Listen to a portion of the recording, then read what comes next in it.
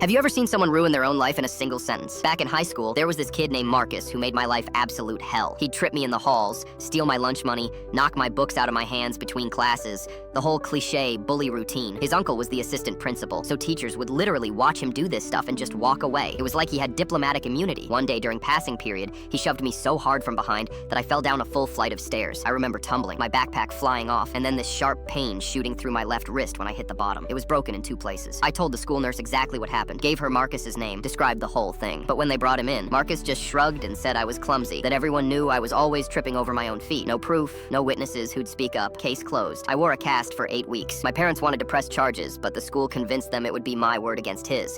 And his uncle being assistant principal made things complicated, so nothing happened. Marcus walked around school like he owned the place, and I just tried to stay out of his way. Fast forward 3 months, the cast is finally off, and I'm trying to move on with my life. Then one Tuesday morning, I get called down to the principal's office over the intercom. My stomach drops because getting called to the office usually meant trouble, and I had no idea what I'd done. When I get there, I see they're questioning a bunch of kids from 6th period PE. Someone had spray painted a bunch of curse words and crude drawings all over the gym doors the night before, and they were interviewing everyone who had access to that part of the building after school. I sat down, answered their basic questions about where I was yesterday afternoon, showed them my work schedule from my part-time job at the grocery store. Pretty straightforward. Then Marcus walks in, and I can feel my whole body tense up. He's got this smug look on his face like this is just another day, another situation where he'll get away with whatever he wants. He sits down in the chair next to me without even glancing my way. The principal starts asking him the same standard questions. Where were you yesterday after school? Do you know anything about the vandalism? Marcus is giving short, dismissive answers, acting annoyed that they'd even question him. He keeps saying he doesn't know anything about the spray paint, that he went straight home after practice. Then Principal Hernandez shifts gears. She asks, do you have any issues with the PE department or Coach Rivera?